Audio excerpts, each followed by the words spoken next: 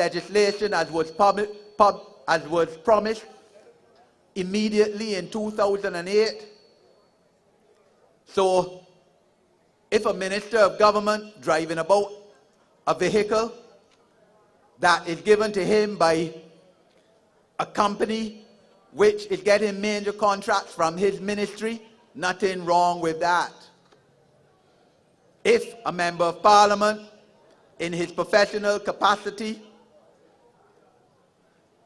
withholds money from a client for 10 years or more, as said in court papers, nothing wrong with that. No ministerial code of conduct as promised by the Democratic Labour Party.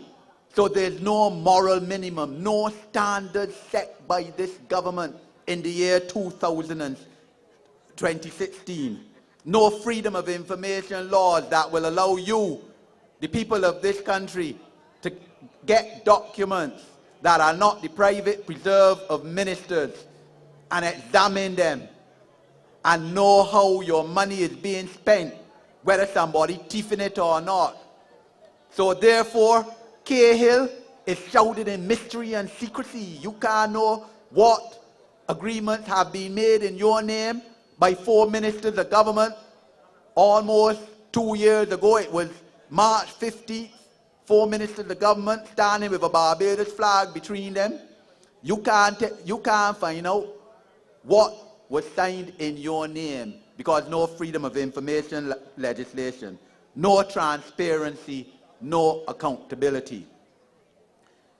And, you know, there has to come a time when the people of Barbados must stand up on principle for their fundamental rights, which are enshrined by the Constitution, which came into force 50 years ago. That is what independence should be about, you know, not about fun and frolic and a $7 million being spent on fun and games. It has to be about the fundamental rights of the citizen.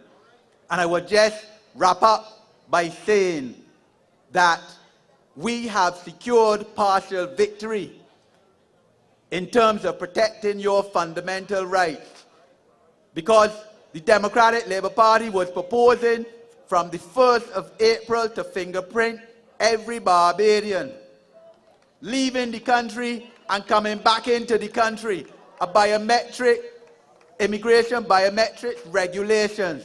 You imagine that you can get fingerprint when you have a right under the Constitution to enter Barbados as a Barbadian, the country of your birth where your navel spring buried. So if you now were to come in and you present yourself to the immigration officer and you tell the immigration officer, but Mr. Man, what you telling me here now I got to take fingerprint?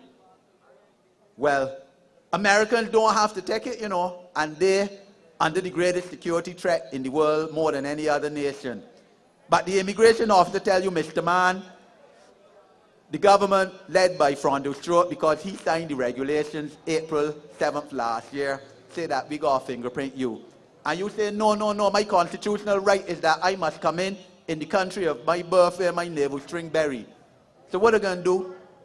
But we have secured partial victory in that yesterday it was now announced that they're going to delay the coming into force of those unconstitutional regulations.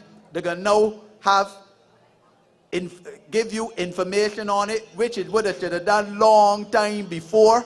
Consult the people of Barbados and not treat you like little children. They say they're now going to consult you, but we ain't minding that. We still going to court to get the regulations declared unconstitutional, because you can't prevent your Barbadians from leaving Barbados or from coming back into Barbados when they have a right under the Constitution to do so. We must hold together. And, you know, childbirth for a woman, because I've seen both of my children being born, it's a lot of pain, but after the child is born, there is happiness and joy. There will be happiness and joy in this country again whenever the election is called and the Barbados Labour Party returns to office with the help of you, the people of Barbados. And we, the members of Parliament, the parliamentary team, and the candidates of the Barbados Labour Party at that time will do our best by you with your help and with the help of the Lord Almighty. I thank you.